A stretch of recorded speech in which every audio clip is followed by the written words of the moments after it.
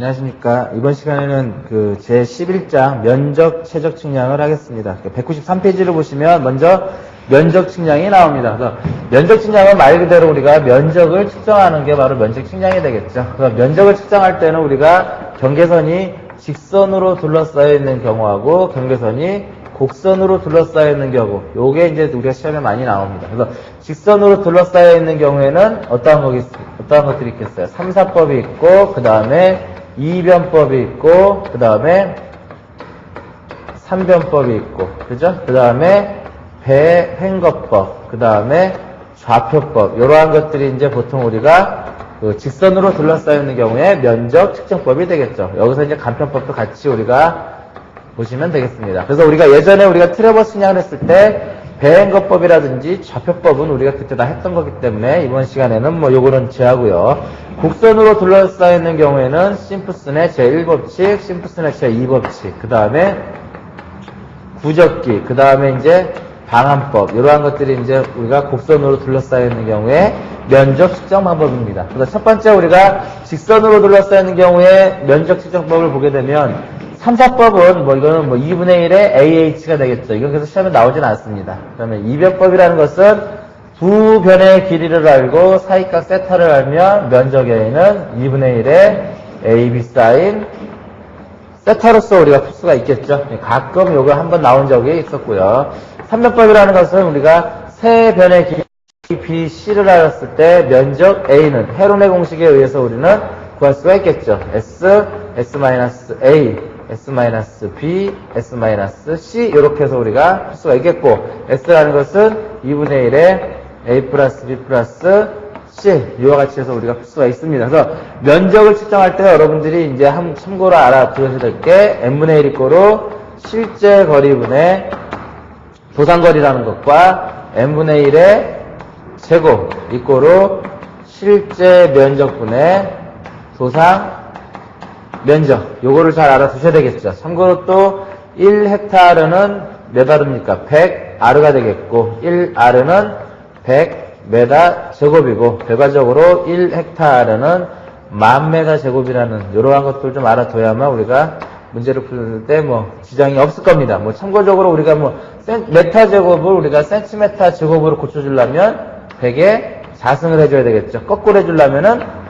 100의 자승분의 1 이러한 것도 관계도 같이 알아두시면 되겠습니다. 그래서 직선으로 둘러싸이는 경우에는 이와 같이 쭉 있죠. 그래서 배행거법하고 좌표법은 우리가 저번에 했기 때문에 트레버스에서 여러분들이 보시면 자세히 볼 수 있을 겁니다. 그 다음에 곡선으로 둘러싸이는 경우에는 가장 대표적인 계산 문제가 우리가 심프슨의 제1법칙이 바로 이제 우리가 곡선으로 둘러싸여 있는 경우가 되겠죠. 그래서 심프슨의 제1법칙이 시험 문제에 많이 나옵니다. 요거하고 같이 나오는 거 이제 각주공식이라든지, 그죠?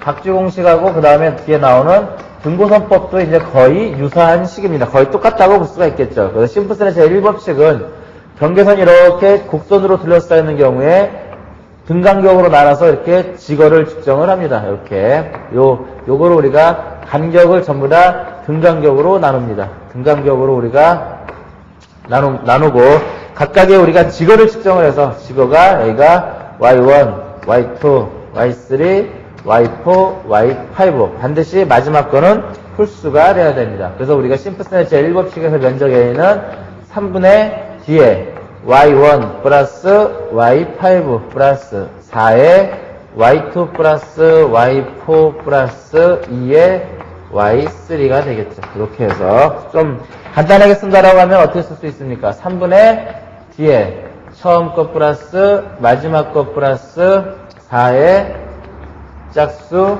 2의 홀수 이와 같이 우리가 심프슨의 제1법칙을 적용을 할 수가 있겠고 심프슨의 제1법칙은 요 포물선 두 개를 하나로 해서 우리가 하는 겁니다. 그래서 이걸 2차 포물선이 되겠죠. 참고로 우리가 심프슨 제2법칙은 이거 몇 개를 하나로 보는 겁니까?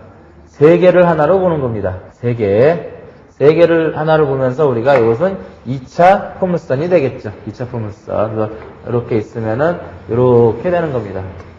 그죠?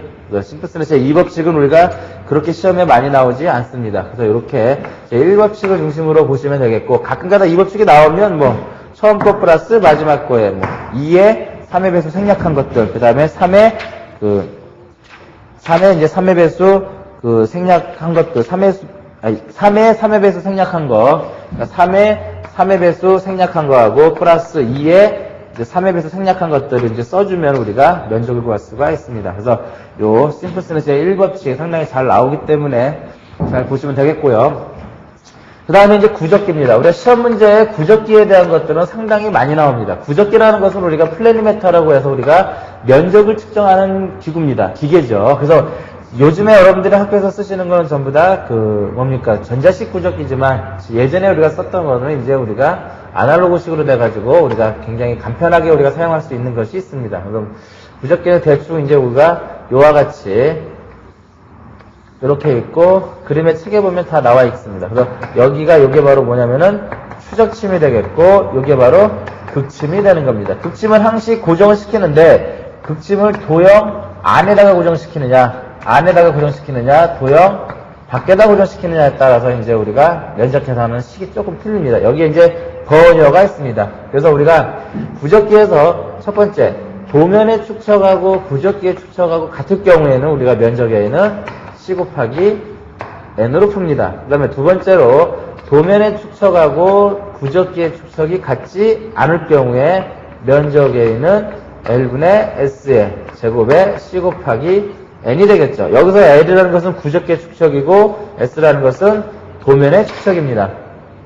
이와 같은 경우는 극침이 어디에 있을 때입니까? 극침이 도형 밖에 있을 경우가 되겠죠. 그러면 이와 같이 이와 같이 세 번째로 어떠한 경우가 있겠습니까? 도면의 축척하고 구적기의 축척이 틀린데 도면에서도 역시 가로 축척하고 세로 축척이 틀리는 경우가 있습니다. 이때 면적 A는 L의 자승에 뭡니까? S1 곱하기 S2 곱하기 C N으로 풀어주면 되겠죠. 이 S1이라는 것은 뭐예요? 가로 축척, 이것은 세로 축척. 이와 같이 해주면 우리가 쉽게 문제를 풀 수가 있겠고, 만약에 극집이 도형 안에 있을 경우에는 여기다 플러스 N0 값만 우리가 다 더해주면은 쉽게 우리가 문제를 풀 수가 있습니다. 그래서 우리가 문제 보게 되면은 맨 마지막에 보게 되면 플래니메터에 뭐가 나와 있어요? 정밀도가 나와 있죠. 플래니메터의 정밀도는 큰 면적일 경우하고 작은 면적일 경우로 두 개로 나눠집니다. 큰 면적일 경우에는 0.1에서 0.2%, 작은 면적일 경우에는 1%. 이렇게 해서 우리가 가끔 우리가 시험 문제에 나오고 있습니다. 그래서 우리가 참고사항에 보면은 구적기를 사용하는 것에 대한 일반적인 주의사항들이 있습니다. 그래서 주의사항들을 잠깐 보면은 당연히 될 수 있으면 반복 관측을 해서 하는 게 아무래도 정확도에 대해서 정확도가 좀 향상이 될 수가 있겠고, 그 다음에 굉장히 큰 도면일 경우에는 얼마를 더해줘야 되냐면은 1000을 더해줍니다. 왜? 한 바퀴 다 돌았을 경우에 우리가 1000을 더해주라는 소리입니다. 그래서 요거 구적기에 대한 공식을 좀 잘 알아두시고요. 우리 책에 보면은 199페이지에 참고해 보면은 어떠한 식이냐면은 A2 이꼬로 M1분의 M2의 제곱에 A1이라는 식이 있죠. 이꼬로 어떤 거랑 같습니까? M2의 M1분의 여기서도 M2 자체의 가로 축척하고 세로 축척이 틀린 경우 이렇게 해서 우리가 풀어주는 요거의 제곱이 되겠죠. 이러한 것도 우리가 문제가 풀다 보면 이러한 문제들도 있습니다. 그래서 요거 구적기에 대해서는 도면의 축척과 구적기 축척을 비교해가지고 같은지 틀린지 그래서 적절한 공식을 집어넣어서 우리가 풀어주면 되겠죠. 그 다음에 이제 뭐가 나오냐면은 면적의 분할이 나옵니다. 면적의 분할. 면적의 분할은 첫 번째 한 변에 평행한 직선에 따른 분할. 책에 보면은 한 변에 따른 평행한 직선에 따른 분할에서 A, B, C가 되겠고 여기를 N으로 보고 여기를 M입니다. 우리가 구하고자 하는 것은 요게 D가 되겠고 D가 얘가 2가 되겠죠. 그래서 우리가 요 길이를 구하는 문제가 이제 시험에 나옵니다. 요 길이를 구하는 문제가 나오는데 여기서 우리가 비례식으로 적용하게 되면 삼각형 ABC분의 삼각형 ADE는 어떻게 되는 겁니까? AB의 제곱분의 AD의 제곱 이꼬로 M 플러스 요게 N이 되겠고 여기는 당연히 M이 되겠죠. 결과적으로 우리가 AB를 구하면은 AD를 구하게 되면 AB에다가 곱하기 루트 M 플러스 N분의 M. 이와 같은 식이 나옵니다. 두 번째로 이제 임의의 정점을 통하는 분할. 한 점 임의의 정점을 통하는 분할에서 이와 같은 그림에서 여기가 A고 B, C라고 했을 때 이렇게 되겠죠. 여기에 D고 여기에 E가 되겠고 여기 M이 얘가 M이 됩니다. 마찬가지로 똑같은 원리로 풀어주면 우리가 식을 외우지 않아도 우리가 풀 수가 있는 겁니다. 삼각형 ABC분의 삼각형 ADE는 AB 곱하기 AC분의 AD 곱하기 AE 이 꼴은 얼마가 되는 겁니까? M 플러스 M분의 M이 되겠죠. 결과적으로 우리가 구하고자 하는 길이는 역시 AD 길이를 구하는 거기 때문에 AD 이꼴로 AE분의 AB 곱하기 AC분의 얼마입니까? M 플러스 N분의 M. 이와 같이 우리가 간단하게 풀 수가 있습니다. 그 다음 마지막으로 이제 삼각형에서 꼭지점을 통하는 분할에서 여기가 A고 여기가 B고 여기가 C고 여기가 P입니다. 우리가 여기서 구하고자 하는 것은 이 BP의 길이를 구하는 것이죠. 여기가 M이고 여기가 N이라고 했을 때 우리 책에 이렇게 나와 있나요? 맞네요. 어차피 큰 삼각형이나 ABC라든지 ABP 삼각형은 높이는 같으니까 밑변에 의해서 면적이 좌우가 되니까 BC 대 뭡니까? BP는 M 플러스 N 대 M 이렇게 해서 우리가 BP를 구하게 되면은 M 플러스 N의 M 곱하기 BC 이와 같이 이제 우리가 면적을 분할할 수가 있겠죠. 그래서 이것도 가끔 가다가 그렇게 많이 나오는 문제는 아니지만 그래도 우리가 가끔 한 번씩 나오는 문제라고 볼 수가 있겠죠. 그 다음에 우리가 면적에서 마지막으로 이제 어떠한 방법이 있냐면은 횡단 면적을 구하는 방법이 있습니다. 이 횡단 면적을 구하는 방법은 예전에 우리가 수준 측량을 했을 때 어느 정도 이제 했던 겁니다. 그래서 첫 번째 우리가 지표면이 이렇게 평탄한 경우가 되겠죠. 그럼 횡단면은 이러한 횡단면 아니면 어떠한 거겠습니까? 당연히 이러한 횡단면이 되겠죠. 그때 우리가 요 성토, 이러한 것을 우리가 성토라고 하고 이러한 것을 우리가 절토라고 하는데 문제는 여기서 1대 뭐가 주어지는 겁니까? S가 주어지겠죠. 역시 마찬가지로 여기도 1대 S, 여기도 1대 S라는 게 주어지는 겁니다. 여기도 역시 1대 S로 주어지겠죠. 1대 S라는 것은 높이가 L일 때 수평거리가 S라는 겁니다. 그러면 결과적으로 우리가 높이를 알면 수평거리를 알 수 있기 때문에 요거에 대한 면적은 우리가 사다리꼴 구하는 식으로 우리가 사다리꼴의 면적을 구하는 방법으로 쉽게 풀 수가 있겠고, 두 번째 이제 경사가 일정한 경우, 이러한 단면일 경우에 면적 계산하는 방법은 어떻게 하면 되겠습니까? 이러한 경우는 전체에 대한 사다리꼴 면적을 계산해서 요와 같은 면적을 계산할 때는 우리가 이거에 대한 사다리꼴 면적을 계산해서 요 삼각형 빼주고 요 삼각형 빼주면 우리가 면적을 구할 수가 있는 겁니다. 마지막으로 세 번째 어떠한 그림이냐면 단면이 어떻게 되는 겁니까? 이렇게 변하는 겁니다. 이렇게 변하는 것도 마찬가지로 요 사다리꼴 면적해서 요거 빼주면 되겠고 요 사다리꼴 면적에서 요 삼각형 빼주면 우리가 구하고자 하는 요거에 대한 뭐를 구할 수 있습니까? 면적 A를 구할 수가 있습니다. 그래서 이렇게 횡단 면적 구하는 방법은 이렇게 그림이 요러한 거라든지 요러한 거는 우리가 그림으로 주어지겠고 요거는 예전에 우리가 수능 측량에서 했듯이 말로 주어지면 여러분들은 이러한 그림이라든지 요러한 그림을 우리가 그려서 우리가 쉽게 문제를 풀 수가 있습니다. 그래서 면적은 요 정도로 해서 공부를 하시면 충분히 이제 될 것 같습니다. 그 다음에 이제 우리가 최적을 봅니다. 최적을 우리가 계산하는 방법에는 단면법이 있고 그 다음에 점구법이 있고 등고선법 이렇게 세 가지로 나눠집니다. 그래서 먼저 점구법 책에 보면 단면법부터 나와 있죠. 단면법은 우리가 실질적으로 현장에서 주로 많이 사용하고 있는 것 중에 하나가 바로 단면법입니다. 그래서 단면법은 세 가지로 나눠집니다. 단면법은 이렇게 단면이 이렇게 있을 때 이렇게 있고 이렇게 있고 이렇게 있을 때 여기를 A1이라고 하고 여기를 A2라고 하고 여기를 AM으로 하고 여기를 전체 길이를 L이라고 했을 때 첫 번째 이제 어떠한 게 있습니까? 중앙단면이라는 게 있습니다. 중앙단면. 중앙단면법이라는 것은 말 그대로 중앙의 단면적을 계산을 해서 뭐를 구하자는 소리입니까? 최적을 구하라는 소리예요.